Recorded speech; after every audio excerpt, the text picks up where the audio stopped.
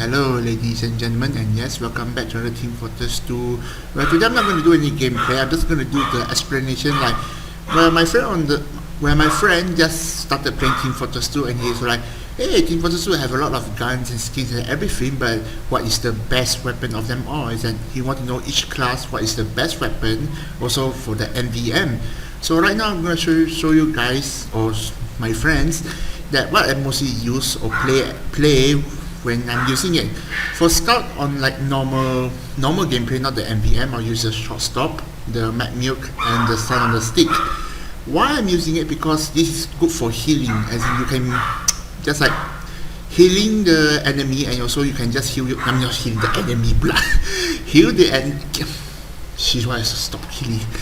As I said, try to heal yourself because your HP is only 125, which you get easily damaged and get killed faster. So that's why every time when you see an enemy, just map milk them and just shoot them with a short stop, which will easily recover you based on the map milk that you do the damage on. And also the Sun of Sleep, because mostly every time in the server there will always be a pyro running around burning people, so use the Sun of Sleep to get the enemy.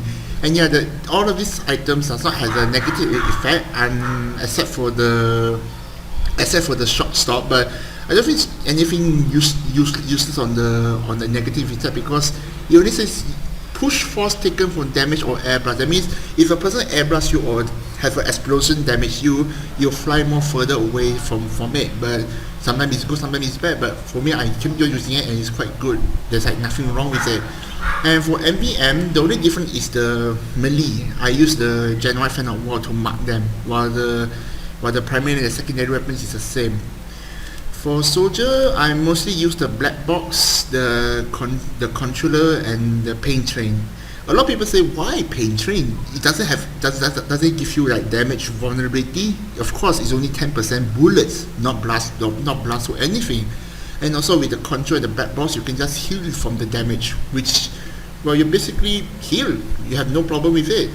And also, yeah, for the MVM, I use Bagger Bazooka, the Buff Banner, and any melee weapon. But not any melee, just normal melee weapon, like the shovel, everything. But I mostly use the sign because I have stuff on it, but just for fun. So yeah, I'm using a Bagger Bazooka and a Buff Banner for MVM. So for Pyro, both are the same. For MVM or normal gameplay, I'll use the Flock, the Scott Shot, and the Maul. Flock, of course, you already know if you deal some damage, you can get to the highest point, and you can just use your rage or activate the effect. You refill your health and give you some crit. The Scott Shot for like mostly from far range, and also the explosion damage from it. You can damage a person that is on fire and also get some mini crit. And also the Maul to help your teammate NG to remove the sentry and everything. And yeah, that's it. Well, the Maul actually you can also use the Home Wrecker. It's the same. Just in case you do not have the Maul, okay? The Home Wrecker and the Maul are the same melee weapon. It's just a reskin of it. And yeah, so for Demo Man, both are also same. I use the Alibaba Wibutis or the one-legged booter also can. The Bottlelegger, yeah, the Bottlelegger, or the Alibaba Wibutis also can. I'll use the like normal sticky launcher. Do not use the Scottish or the quick bomb launcher, because it's kind of hard to time it correctly. So I mostly use a sticky instead. And for the melee weapon, I use the Scotsman Skull Cutter. Even on MVM, it's the same for me. Those are the two. Those are the loadouts for me.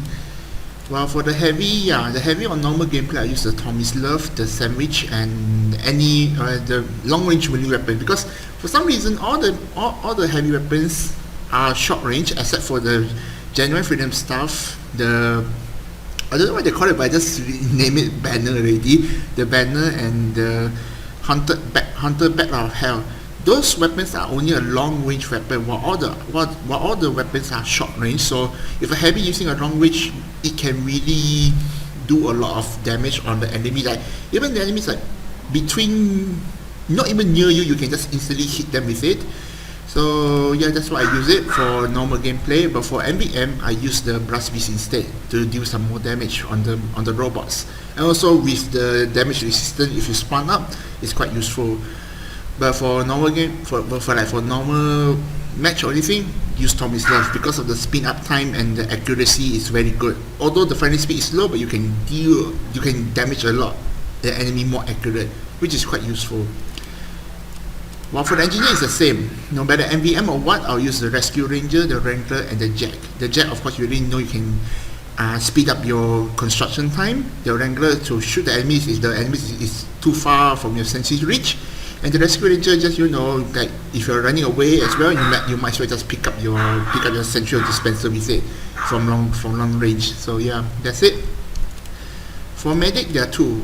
This is the normal gameplay style. I use the overdose, the normal Uber medic gun, and the the amputator.